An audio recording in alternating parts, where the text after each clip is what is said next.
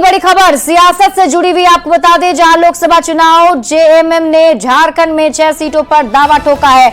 JMM में झारखंड में 6 seat के साथ ही ओडिशा में 2 और बंगाल बिहार में 1-1 सीट पर दावा ठोका है। जेएमएम ने दुमका, राजमहल, गिरिडीह और कोडरमा सीट पर अपनी दावेदारी जताई। इसके साथ ही झारखंड की हजारीबाग और जमशेदपुर लोकसभा सीट पर भी दावा ठोक दिया है। आपको बता दें, जेएमएम ने सिर्फ झारखंड ही नहीं बल्कि बिहार की जमुई सीट पर भी लड़ने के लिए दावेदारी जताई है। इसी के साथ जेएमएम ने पश्चिम बंगाल की झाड़ग्राम, ओडिशा की मयूरभंज और क्योंझर सीट पर भी लड़ने की बात कही है। यानी लोकसभा चुनाव को लेकर जेएमएम की तरफ से अपनी दावेदारी पेश की जाती है। आपको बता दें, लोकसभा चुनाव में जेएमएम की तरफ से 6 सीटों पर लड़ने का दावा ठोका गया है।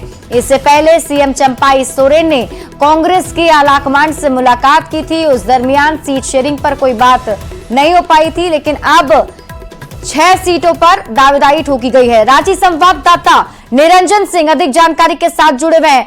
निरंजन, 6 सीटों पर दावेदारी पेश की गई है जेएमएम की तरफ से, क्या लगता है सीट का फॉर्मूला किस तरीके से तय हो पाएगा? देखिए, यहाँ जो झारखंड में 14 लोकसभा सीट अभी वर्तमान में है। कुल मिलाकर अगर आप देखें तो 12 बीजेपी के पास है और 1 कांग्रेस के पास है। दूसरा जो राजमहल का सीट है, विजय हांसदा वहां के सांसद हैं। अगर बात करें तो सेकेंड नंबर पर 4 लोकसभा में दूसरे नंबर पे था ये कोडरमा, धनबाद, हजारीबाग और चतरा। इन 4 सीटों और 2 सीट 6 सीट पर दावा कर रहा है। झारखंड विकास मोर्चा जो बाबूलाल मरांडी का पार्टी का विलय अभी बीजेपी में हुआ है, उनके सीट का जो दावा है उस पर भी किया जा रहा है।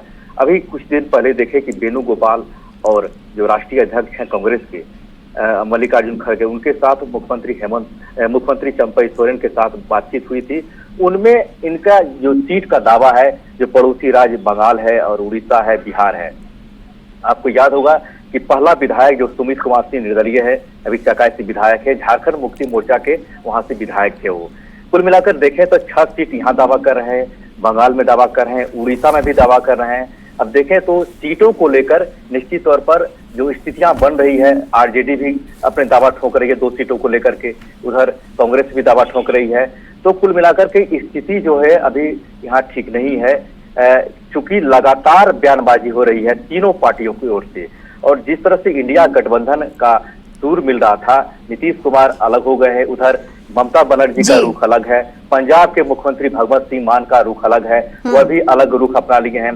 तो स्थितियां ठीक नहीं है। अब देखना यह है कि लगातार जो बिल्कुल निरंजन, आप इस पूरी खबर पर नजर बनाए रखिए। बहुत बहुत शुक्रिया तमाम जानकारी के लिए।